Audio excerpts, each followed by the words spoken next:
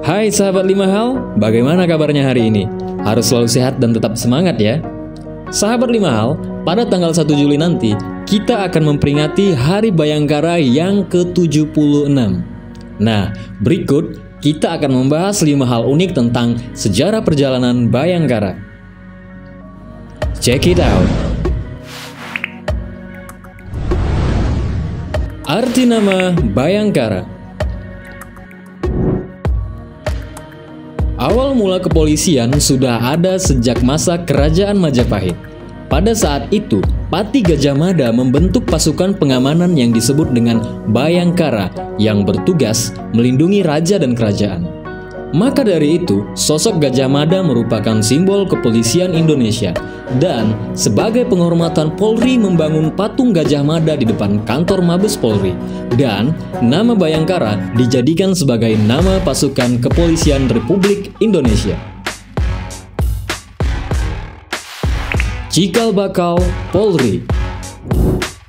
Perjalanan Korps Kepolisian di Indonesia telah berlangsung sejak zaman pemerintahan kolonial Belanda dan Jepang. Mereka membentuk kepolisian modern sejak tahun 1897 hingga masa Jepang menyerah pada sekutu, dan itu adalah cikal bakal terbentuknya Polri saat ini. Pada masa Belanda, jabatan tertinggi kepolisian hanya diisi oleh orang-orang mereka saja. Sedangkan Jepang, kepolisian dipimpin oleh warga Indonesia. Namun, meski menjadi pemimpin, orang pribumi masih didampingi pejabat Jepang yang pada praktiknya lebih memegang kekuasaan. Pemimpin pertama Kapolri.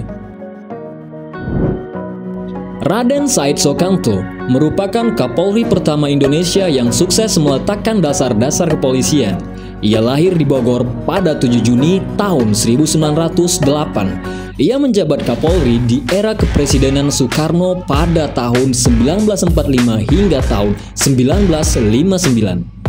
Sebagai Kapolri pertama, Soekanto turut merintis dibentuknya berbagai satuan di kepolisian seperti Pol Air dan Udara, Brimob, Polantas, hingga satuan kepolisian daerah yang merupakan cikal bakal Polda di seluruh Indonesia.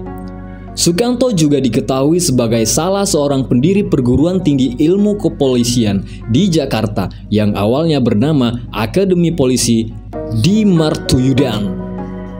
Soekanto dikenal sebagai sosok yang visioner, disiplin, jujur, dan berkomitmen dalam membangun institusi kepolisian nasional.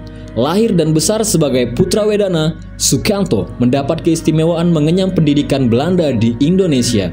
Pada 15 Desember 1959, berakhirlah karir Soekanto yang mengundurkan diri dari jabatannya sebagai Kapolri atau Menteri Muda Kepolisian dengan pangkat terakhirnya sebagai Komisaris Jenderal Polisi atau Letnan Jenderal. Motto Rasta Suakotama. Pertama kali diikrarkan pada tanggal 1 Juli 1954, lambang kepolisian Indonesia yang disebut sebagai Rastra Sewakotama merupakan isi brata pertama dari Tribata sebelum dirubah ke bahasa Indonesia pada tahun 2000 lalu. Nama ini memiliki arti sebagai Polri adalah abdi utama daripada nusa dan bangsa. Dengan demikian, makna dari Rastra Sewakotama diharapkan dapat menjadi cerminan bagi para anggota Polri untuk mengemban tugas-tugas mulia sebagai penegak hukum yang senantiasa selalu menjaga keamanan serta mengayomi dan memberikan perlindungan kepada masyarakat Republik Indonesia. Pemisahan Polri dan TNI.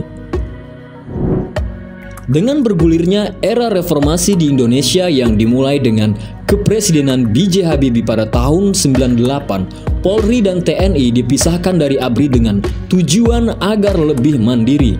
Dan kemudian dengan lahirnya Undang-Undang Republik Indonesia Nomor 2 Tahun 2002 tentang Kepolisian Negara Republik Indonesia yang ditetapkan oleh Presiden Megawati Soekarno Putri pada tanggal 8 Januari 2002. Undang-Undang Republik Indonesia Nomor 2 Tahun 2002 dilatar belakangi dengan tuntutan agar Polri yang mandiri dan terlepas dari ABRI, sehingga dapat melaksanakan tugas secara profesional sebagai salah satu fungsi pemerintahan negara di bidang pemeliharaan keamanan dan ketertiban masyarakat, penegakan hukum, perlindungan, pengayoman, dan pelayanan kepada masyarakat sesuai dengan peraturan perundang-undangan yang menjadi dasar hukumnya.